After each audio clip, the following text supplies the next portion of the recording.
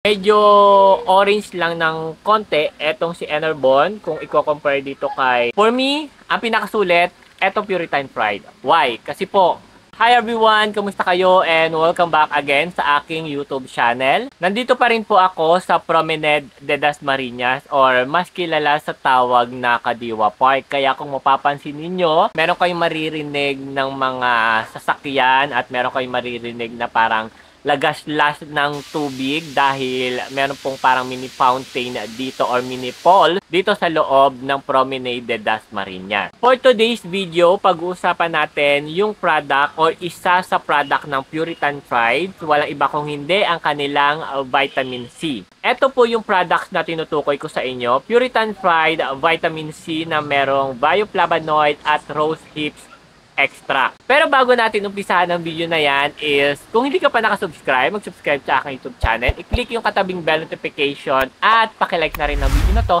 at mag-comment ka dyan sa baba kung gusto mo ba yung mga ganitong review na nasa labas tayo ng bahay, nasa labas tayo ng studio para mas makikita ninyo yung lagay ng aking mukha. Kaya lang pagpasensya nyo na medyo maitim yung ating noo dahil natatakpan siya ng mini tarpaulin dito. Kaya yan, medyo brown siya ng very light. Pag-usapan na natin or dumako na tayo dito sa Puritan Pride vitamin C. Bukod po dito sa vitamin C na to is nagtitake din po ako ng zinc. Ito naman po yung zinc ng product ng Puritan Pride, guys. So, sobrang ganda ng combination ng dalawang product na to. Kaya, I highly recommend na kung bibili kayo ng vitamin C, make sure ninyo na merong zinc or kung wala namang zinc, kagaya ng Puritan Pride, mag-separate order na po kayo. At huwag kayong mag-alala guys kasi sobrang mura lang ng mga product ng Puritan Pride. Bumili kayo sa Lazada or kaya sa TikTok dahil lagi po silang nagsisale at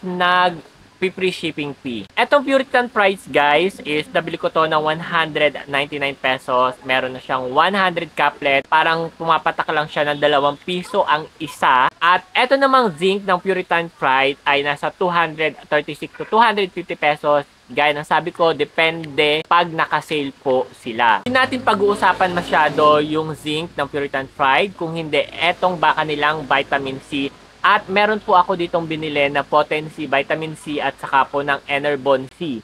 So, i-compare natin yung tatlong products na to kung alin yung pinakasulit, alin yung pinaka the best of the best na i-take na vitamin C, lalong-lalo na kung gusto mo mapataas yung immune system mo at gusto mo ng collagen production. Kasi nakaka-boost ng collagen etong vitamin C na to. Kaya I highly recommend at saka grabe nag-haul talaga ako nito. Nakapitong bote po ako ng Puritan Pride vitamin C. Kung mapapanood niyo yung nakaraang video ko, talagang 7 lahat yung collection ko neto or nabili ko. Pero yung iba kasi is binigay ko sa pamangkin ko dahil magpapasukan na at alam ko kailangan nila yon para mapalayo at makaiwas po tayo sa anumang uri ng sakit, lalong-lalo na ngayon kasi magtatag-ulan na. Ito yung dalawang vitamin C na sinasabi ko sa inyo, yung kanilang potency and then yung Enerbon C. So, etong tatlong to, pareha sila ng vitamin C, kaya lang ang pinagkaiba is mas siksik talaga etong Puritan Pride dahil nga meron siyang bioflavonoid na anti-inflammatory at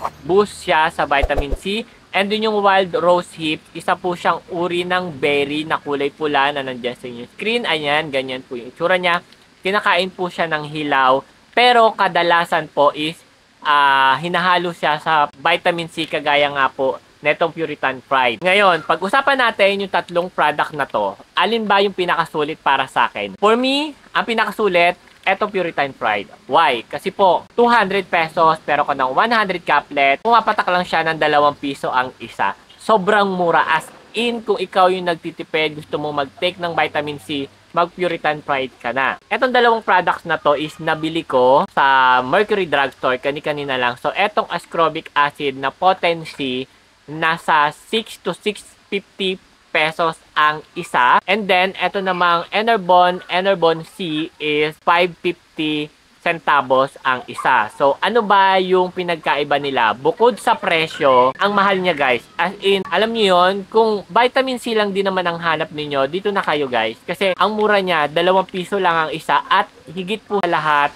hindi po ito sugar coated. Hindi ko alam sa dalawang vitamin C na to bakit nila kailangang haluan ng sugar or bakit kailangan nilang ibalot sa sugar or tinunaw na asukal yung kanilang vitamin C kung pwede namang hindi na balutan o hindi na i-sugar coated. Ipapakita ko sa inyo yung mga laman niya para at least alam ninyo na hindi sugar coated etong Puritan Pride. So, ito po yung vitamin C ng Puritan Pride. Ayan guys. Kung mapapansin nyo dyan, hindi siya sugar coated. At yes, hindi siya sugar coated at mababasa nyo naman sa kanilang bottle na no sugar added sila. Ayan siya guys. Yung kanilang Puritan Pride Vitamin C. And then, ito naman yung sa potency. So, ayan. Halata na siya na makintab dahil siya po ay pinalutan ng asukal. And then, yung ating Enerbon multivitamin C ay sugar coated din po siya. Ayan, hindi sila nagkakalayo. Medyo orange lang ng konti etong si Enerbon kung i-compare dito kay Potency na medyo yellowish ng konti. And then, the next one is yung Puritan Pride. Ayan siya guys, so. Halos magkasing laki lang naman sila. At yun din, parehas po silang 500 mg vitamin C. Yun nga lang, etong dalawang to, hindi ko alam kung pwede bang inumin to ng mga diabetic dahil sugar coated nga siya. Pero kung ako ang tatanungin nyo, on my opinion, dahil parehas naman sila or silang tatlo is nasubukan ko na before, I highly recommend talaga etong 500 mg ng vitamin C ng Puritan Pride. Bukod sa mura, hindi po siya sugar coated. At higit sa lahat, 100% authentic at 100% FDA approved po etong vitamin C na to. So, hindi kayong mag-aalala na baka ito ay peke, baka ito ay hindi FDA approved. Guys, FDA approved po ito, lalong-lalo na lahat ng mga product ng Puritan Pride ay FDA approved. Lagi niyong tatandaan, hindi po papayag si TikTok na magla-live selling yung mga peking product, okay? Isa yun sa mga napansin ko sa TikTok na lahat ng mga nagla-live selling is FDA approved. At lagi naman sinasabi ng mga seller o nagtitinda sa TikTok is FDA approved lahat ng Puritan Pride. Pero ako, mas madalas akong bumibili sa Lazada kasi mabilis yung shipping fee at saka 100% free shipping fee sa Lazada.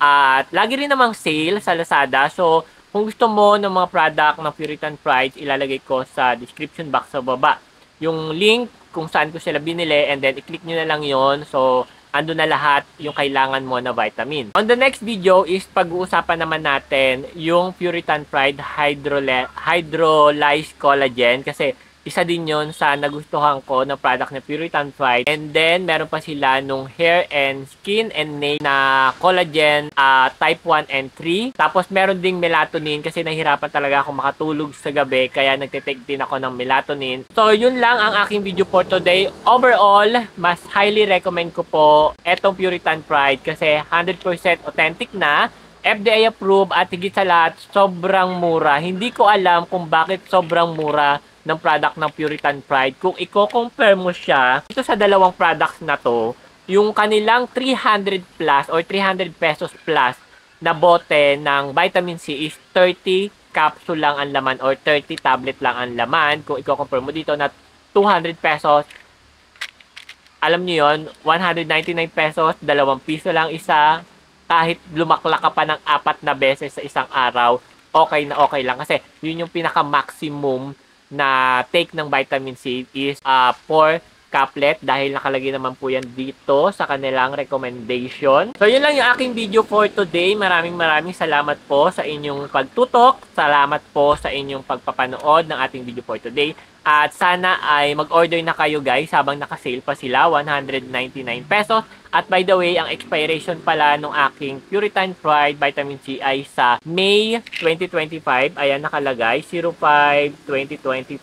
So, pero siguro this month, July, ubos na to isang bottle kasi dalawa kami ng nanay ko na nagtitake ng vitamin C. So, yun lang yung aking video for today. Huwag kalimutang mag-subscribe, i-like ang video na to. At yes, mag-comment ka dyan sa baba kung nagustuhan mo ba yung ating video for today. Maraming salamat po at magkita-kita ulit tayo sa aking susunod na vlog. See you on the next vlog. Bye!